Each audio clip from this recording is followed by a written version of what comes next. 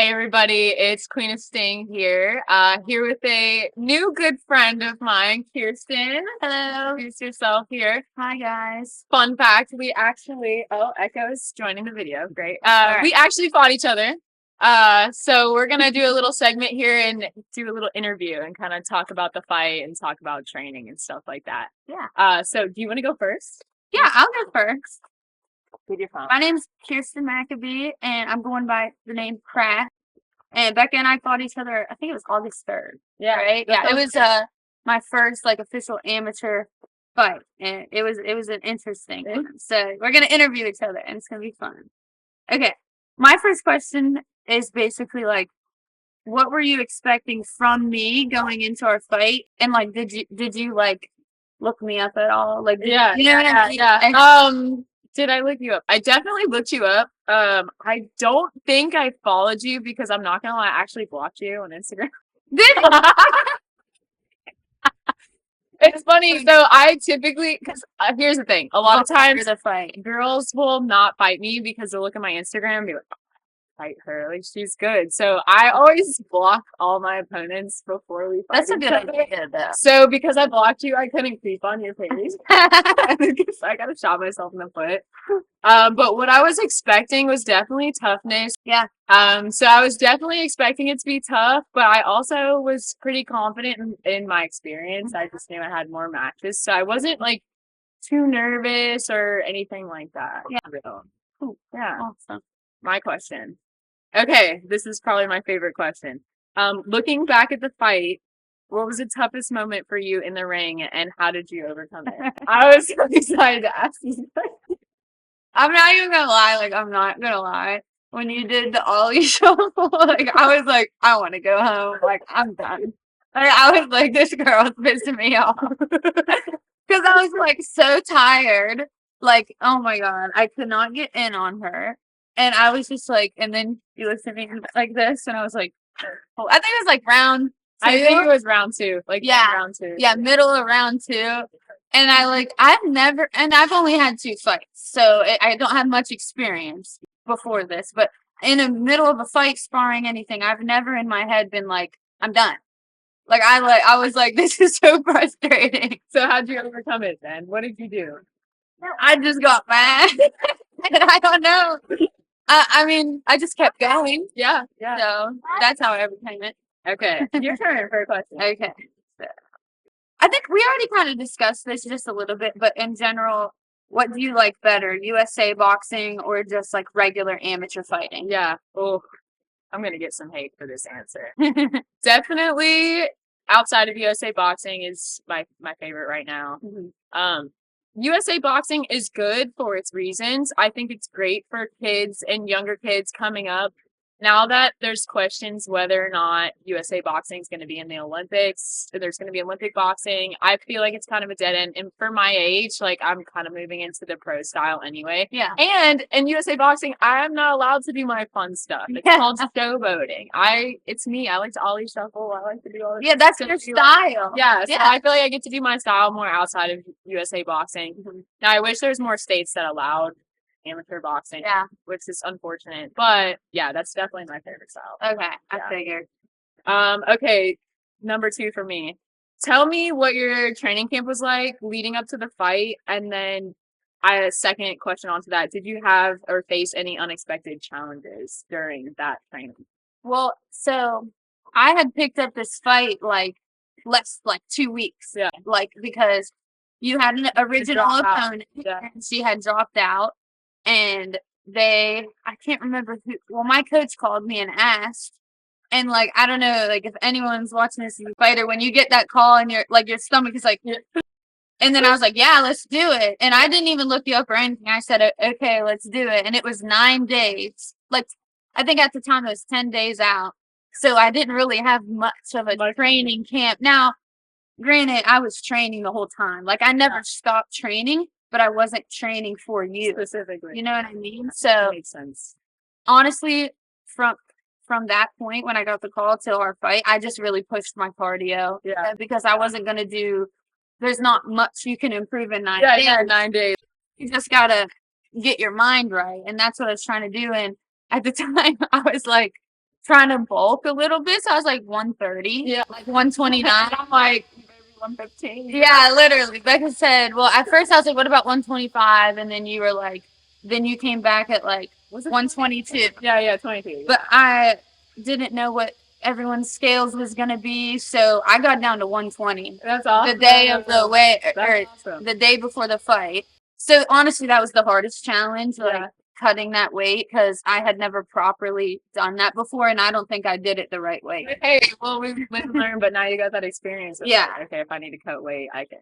Yeah, I know what to do now and what not to do, because that was really tough. But I was like, and I felt really skinny. I'm gonna tell you what, I would say this. I definitely appreciate you doing that, because I know for me, like, I walk around 115. Yeah. Like, I don't look like it because I'm very tall, but I'm really small. And what I've noticed in fights, I've fought girls as big as 135. Mm-hmm. And when you fight someone bigger than you, the output that you have to give in comparison, it's exhausting. So I'll appreciate you. Oh, yeah. Because no problem. some of them girls out there, they'll say, oh, yeah, I'll weigh 125. Yeah. Well, and I'll do whatever it has, like, whatever I got to do to take a fight, I'll do it. I just want experience. Yeah. Because I knew you were more experienced than me, but I was like, I've never in my life said no to a fight. So I was like, let's just do it. Yeah. Yeah. All right, I think it's your turn. Okay. So, question 3. I was just going to ask, I don't know if you want to say this or not, but when are you planning on turning pro? Yeah, honestly, I've been talking about it a lot recently with my current coaches and, people around me. Honestly, it's going to be next year and probably beginning of next year. I think I'm just waiting on finding the right coaching staff, because once you go pro, it's a whole nother game. It's not for fun anymore. Right. It's like your record matters. Yeah. Everybody you fight matters. Finding the right opponent matters. The money matters, so there's so many factors, but it's going to be next year, 2025.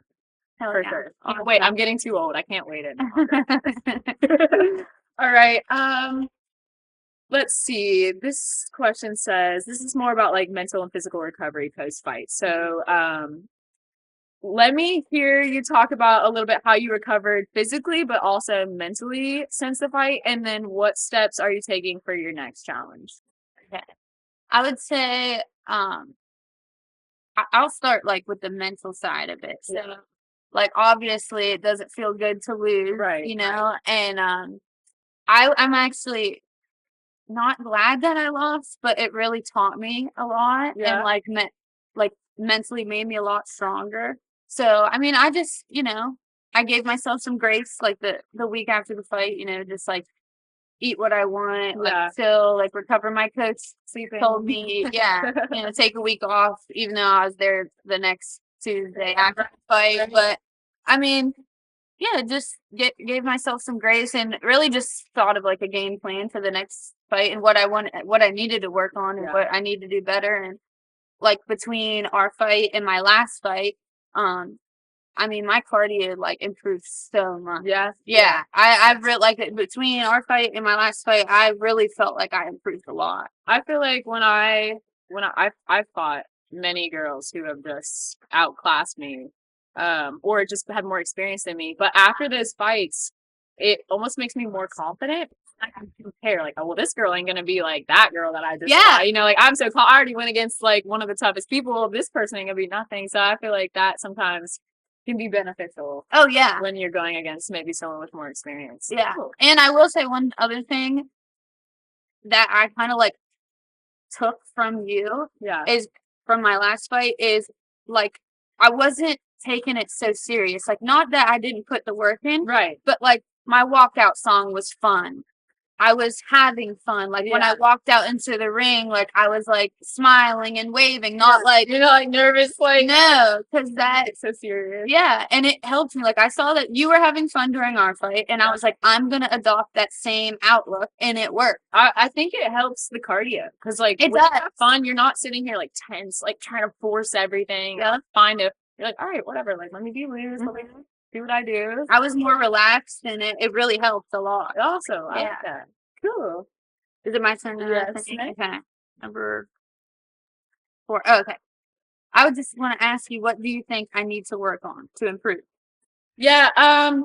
Honestly, I'll start by complimenting first. I think the best aspect of your fighting style right now is like your heart and your drive and like your toughness. Because like you could have quit at any moment in that fight. Like I was kind of putting it on you. Yeah. And you couldn't touch me. I know that's more frustrating than getting hit sometimes and not being able to hit somebody. So first I want to start by saying like props to you for that toughness. That's gonna carry you a long way. There's a lot of girls who have the skill and they have like the experience, but you can break their spirit really easily. And I don't really feel like I ever broke your spirit though. Like I could tell you were mad and you were frustrated and I got on your nerves a little bit, but I never felt like you just quit. Like counting yourself out. So I'll give you definitely props there.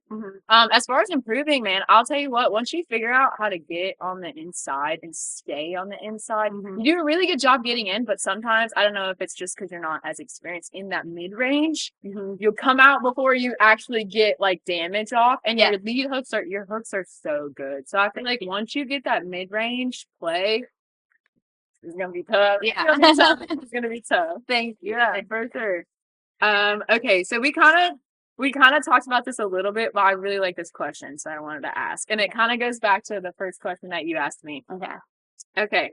So, did your perspective on me, your opponent, change after the fight? And then what did you learn from me as a fighter? Which, I mean, we kind of talked about it a little bit. Yeah. Well, so give me like a lead up, like what were you thinking about me before you knew? I guess you said you didn't really look anything up, right? Well, I did. I think I just watched like one of your USA boxing matches with I cannot remember her name, but oh my god, I can't remember her name.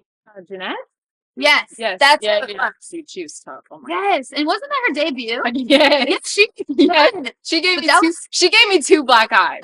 Okay, she's the only person I've ever fought that's messed my face up. Yeah, but that was a tough fight to judge because like it was so close. Like, I watched that fight like a bunch actually. So I remember it was like, okay, we fought on a Saturday, obviously, and on Wednesday night, I literally was like, I'm watching this fight one more time and I'm putting my phone down because I was like, there's nothing more I can learn. Like, she's long, she's quick. What more else can I do? Let's go. So yeah, so did your perspective change like before to after, or was it kind of like the same?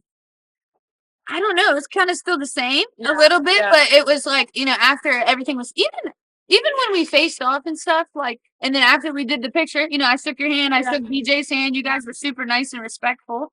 And then after we fought, I was like, oh, I like this girl a lot. Yeah. So, and like I said previously, like from you, I learned the more relaxed you are, the better. And to have fun with it and just be confident in yourself. And it helped me in my next fight. So, I love it. That's so good. I want to kind of push, like, listen, I know selling fights. I know, like, once you get on that bigger level, like causing the drama, you can do it without all that. That's what I do it without all that, and it's more fun. You can't be talking about nobody's mamas up in here. I know.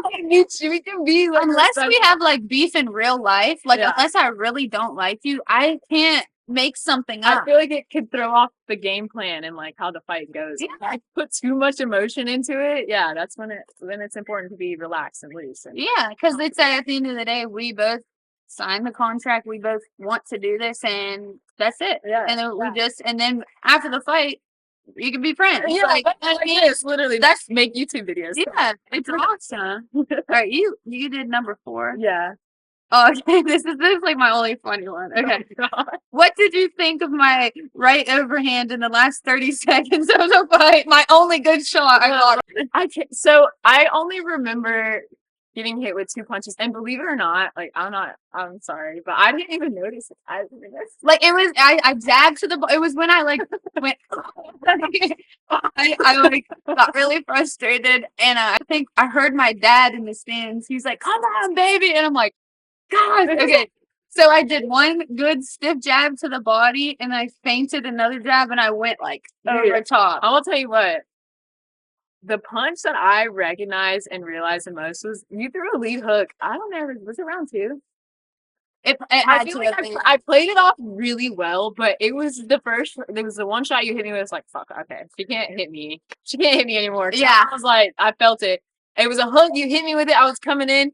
and you literally knocked my whole body. Like you That's knocked what me it off was. balance. That's what it was. You knocked me off balance, but I feel like I was like, okay, play it off. Don't let anybody know. Like she actually got you with that one. But Yeah. it was good. It was like I said, and even in sparring, like the one your punch is your lead hook because like.